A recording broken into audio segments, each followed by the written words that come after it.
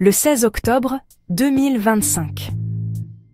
À Moscou, le Maroc et la Russie ont signé un accord-cadre stratégique qui pourrait redéfinir l'Afrique du Nord et la Méditerranée. Ce n'est pas juste une autre poignée de main diplomatique, c'est un virage audacieux pour les deux nations. Le Maroc, longtemps allié occidental, diversifie désormais ses alliances, tandis que la Russie s'assure une nouvelle position aux portes de l'Europe. Le partenariat couvre l'énergie, la sécurité, la technologie militaire et la consultation politique de haut niveau. Pour le Maroc, c'est une déclaration d'indépendance sur la scène mondiale. Pour la Russie, c'est une victoire stratégique. L'alliance pourrait modifier l'équilibre des pouvoirs au Maghreb, influencer le Sahel et forcer les acteurs traditionnels comme la France, l'Espagne et les États-Unis à repenser leur stratégie. Elle envoie aussi un message clair aux rivaux régionaux, en particulier l'Algérie, partenaire historique de la Russie. Le jeu a changé. Une nouvelle ère de diplomatie multipolaire a commencé, avec l'axe Rabat-Moscou en son centre. Pour comprendre l'alliance d'aujourd'hui, nous devons revisiter la guerre froide. Le Maroc, sous le roi Hassan II, était fermement dans le camp occidental, mais maintenait des lignes ouvertes avec Moscou. L'URSS soutenait l'Algérie, rivale du Maroc, créant une relation tendue mais pragmatique. Malgré les divisions idéologiques, le commerce a prospéré. Les phosphates marocains contre les machines soviétiques et des accords de pêche qui permettaient aux chalutiers soviétiques d'opérer dans les eaux marocaines. Après l'effondrement de l'Union soviétique, les liens sont passés du transactionnel au stratégique. Les visites du roi Mohamed VI à Moscou en 2002 et 2016 ont approfondi la coopération, s'étendant au tourisme, à la culture et finalement à la sécurité. Au cours de la dernière décennie, le commerce et le dialogue politique se sont accélérés, la Russie reconnaissant l'influence croissante du Maroc en Afrique. Cette convergence constante a préparé le terrain pour l'accord historique de 2025. Des décennies d'engagement prudent sont maintenant devenues une alliance stratégique à part entière. La signature du 16 octobre à Moscou était plus qu'une cérémonie. C'était un signal d'une nouvelle réalité géopolitique. Nasser Bourita du Maroc et Sergueï Lavrov de Russie ont signé un protocole pour des consultations politiques régulières, alignant leurs positions sur les questions mondiales. L'accord, mis en lumière lors de la 8e commission intergouvernementale mixte Maroc-Russie, implique de hauts fonctionnaires et plusieurs ministères. Sa portée est ambitieuse, stimuler le commerce, investir dans les énergies renouvelables et la technologie numérique, et formaliser la coopération en matière de sécurité. Les liens militaires s'intensifieront avec des exercices conjoints et des formations.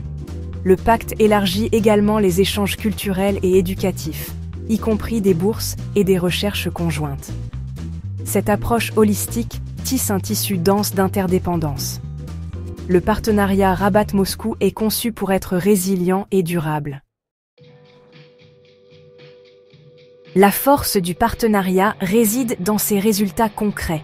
Un nouvel accord de pêche de 4 ans donne à la Russie accès aux eaux atlantiques du Maroc avec des quotas stricts et des mesures de durabilité.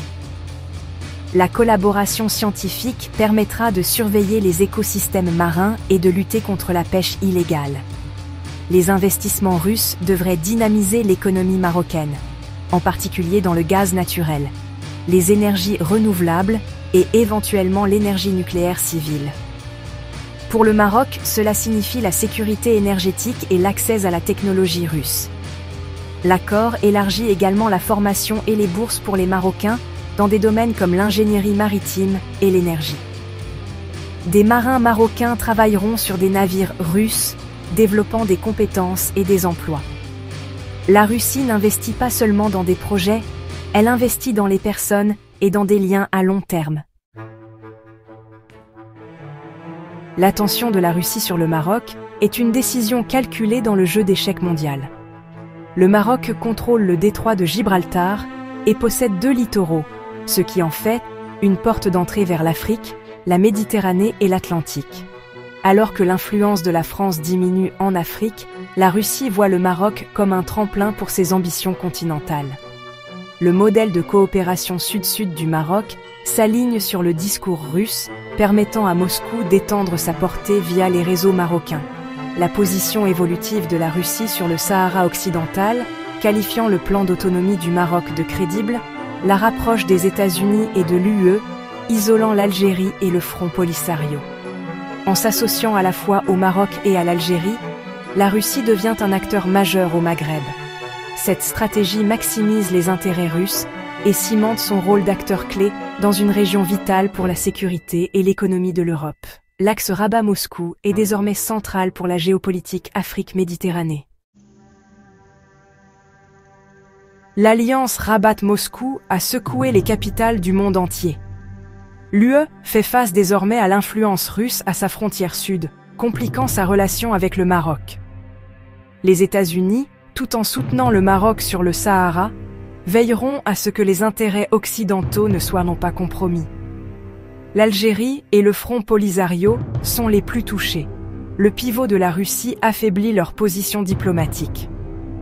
Le partenariat du Maroc avec la Russie amplifie son influence en Afrique, ouvrant des portes pour des projets de développement conjoints. Ce nouveau bloc peut concurrencer les initiatives chinoises, européennes et américaines à travers le continent.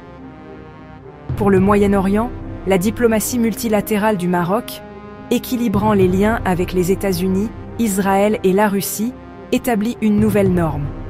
Cette évolution accélère le passage vers un monde multipolaire où les puissances moyennes ont une plus grande autonomie. Le partenariat de 2025 est un tournant pour les deux nations. Le Maroc gagne un levier économique et diplomatique, notamment sur le Sahara occidental, tandis que la Russie s'assure une position stratégique en Afrique et en Méditerranée. Attendez-vous à des coentreprises dans l'énergie, les infrastructures et la coopération militaire. Le succès de ces projets cimentera l'alliance et approfondira l'intégration. C'est plus qu'un alignement éphémère, c'est un investissement à long terme dans un avenir partagé. L'axe Rabat-Moscou sera mis à l'épreuve, mais s'il est cultivé, il pourrait définir la géopolitique de la région pour des décennies. Le monde observera le déroulement de cette alliance révolutionnaire. Cette vidéo est générée par Invideo et les informations sont réelles. Pour ne rien manquer des actualités sur le Maroc et la France, abonnez-vous à Chronoplanète et activez la cloche. Rejoignez notre communauté pour rester informé en temps réel.